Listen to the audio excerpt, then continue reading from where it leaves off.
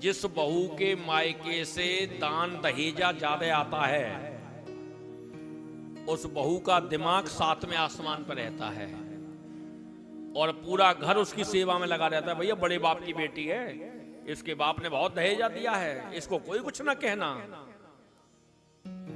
बारी बारी से सब रूठती हैं। एक दिन मेरे प्रभु के मन में भाव आया, जब प्रसन्न मुद्रा में रुक्मिणी जी इतनी सुंदर लगती हैं और कभी इनके मुखमंडल पर क्रोध की आभा आती होगी, उस समय ये कैसी लगती होंगी। हास परिहास के मूड में आज मेरे प्रभु द्वारिकाधीश ने लक्ष्मी स्वरूप माता रुक्मिणी के महलों में प्रवेश किया, तो अपना जो मुखमंडल, जो चेहरा है ना, इसको मुरझा लिया, उदास हो गए, जाके सिंहासन पर बैठ गए। तुरंत लक्ष्मी स्वरूप रुक्मिणी जल लेकर के आई, एक पंखा लेकर के हिला रही हैं। प्रभु उदास हैं आज। पूछ लिया, प्रभु कोई बात है क्या? बोले नहीं। कहीं कोई दर्द वर्द है क्या? बोले नहीं। किसी ने कुछ कह दिया आपको? बोले नहीं।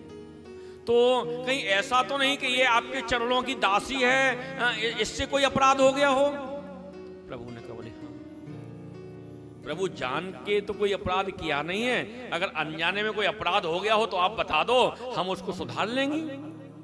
धीरे से प्रभु बोल पड़े, देवी तुम एक अपराध करो तो मैं तुम्हें क्षमा कर दूं और बता दूं, तुम तो अपराध पर अपराध, अपराध पर अपराध करती हो। मैं तुम्हारे कितने अपराधों को तो गिनाऊं और कितने अपराधों को क्षमा करूं।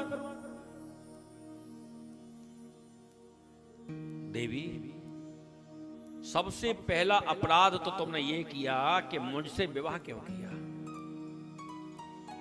तुमने सोचा होगा प्रभु द्वारिकाधीश का कुल खानदान बहुत अच्छा होगा, तो यहां भी गड़बड़ है।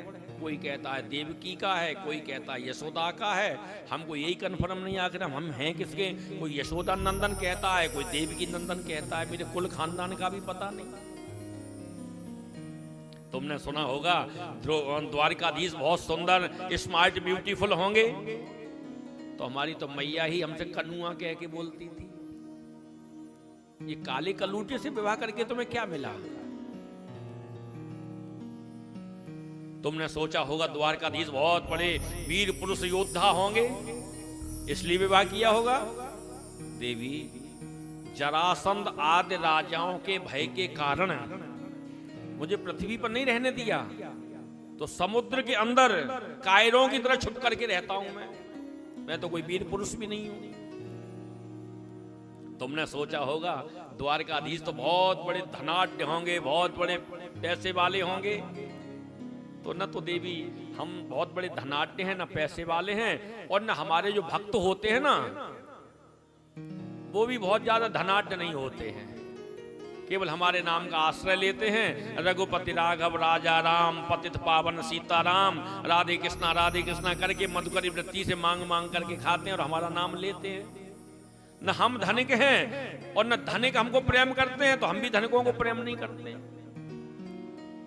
फिर तुमने विवाह क्यों किया? देखो देवी, अभी भी कुछ बिगड़ा नहीं है। तुम्हारा भाई जो था ना रुक्मी, उसने बागदान भी कर दिया था शिशुपाल के साथ में, वो बारात लेके भी आया था तुमको विवाह करने के लिए, और जब से आज तक कुंवारा बैठा है। अगर तुम चाहो तो अभी भी कुछ बिगड़ा नहीं है। मैं बुला दूं शिशुपाल को, तुम उसके गले में माला पहना दो। इतना सुना कि हाथ से पंखा छूट गया और अचेत होकर धड़ाम से गिर गई। प्रभु ने कहा, बोले ये क्या हुआ? मैं तो हास परिहास कर रहा था, ये तो सच मान बैठी।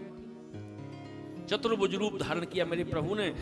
एक भुजा को हैं, चौथे से श्रम बिंदुओं को पूछ रहे हैं। आपने देखा हो, एक अनुभव की बात है, रोग की जड़ खांसी और लड़ाई की जड़ हांसी। ज्यादा खांसी हो तो टेस्ट करा लेना चाहिए, और जब से कोरोना आया है तब से तो लोग टेस्ट कराने से भी डरने लगे हैं। और यहां पर भैया ज्यादा हंसी मजाक हो रही हो वहां से बहुत जल्दी किनारा कर लेना चाहिए। कब जूतम पैजार हो जाए कोई पता नहीं चलता है भैया। रोग की जड़ खांसी और लड़ाई की जड़ हांसी। जैसा रुक्मिणी जी को सचेत किया, प्रिय तुम तो बुरा मान गई। प्रभु आपने बिल्कुल ठीक कहा, मैं तुम्हारे प्रत्येक प्रश्न का जवाब दूंगी। तुमने कहा कुल खानदान, तो क्या आपका भी कुल खानदान होता है? जिसका जन्म होता है, जिसका मरण होता है, उसका कुल खानदान होता है। आपका तो संत लोग जब संकल्प करते हैं ना भैया, तो अच्युत गोत्र उत्पन्न करते हैं, उनका कोई गोत्र नहीं होता है। अच्युत गोत्र, अच्युत भगवान का नाम है। आप तो प्रकट हुए हैं भाई, प्रकट कृपाला दीन दयाला, और अंतर्ध्यान हो जाते हो, तो आपके कुल खानदान की क्या आवश्यकता है? आपने कहा कि हम सुंदर होंगे। अरे लला तुम होते लली, अरे लला तुम होते लली, तो गले कट जाते करोड़न के। इस काले रंग पे तो दुनिया मर जाती है। यदि गोरे होते तो न जाने क्या होता मोहन। इस काले रंग पे तो दुनिया मर जाती है। आपने कहा कि हम तो जरासंध आदि राजाओं के भय के कारण समुद्र के अंदर रहते हैं, पृथ्वी पर रहने नहीं दिया हमको। प्रभु सच्ची सच्ची बताना, कब हालत खराब ज्यादा हो जाए तो हालत खराब ज्यादा हो जाए तो हालत खराब। इसीलिए भक्त ने कहा कबीरा इतना दीजिए जामे कुटुंब समाए, मैं भी भूखा ना रहूं कोई अतिथि न भूखा जाए। क्या करना चाहते हैं? और उन संतों के पास जिनको आप भिखमंगा कहते हो, उनके पास में तो मिश्री से हूं मीठो, श्री राधा नाम को खजानो है। और जब वो राधा नाम की मिश्री घुलती है तो लकीर से खिंच जाती है महाराज। खुद भी आनंद है, सामने वाले को भी आनंद है। वो सबसे बड़ा धन खजाना है। राम नाम का धन सबसे बड़ा धन है, राधा नाम का धन सबसे बड़ा धन है। वो सबसे बड़े धन के हैं। राधा रानी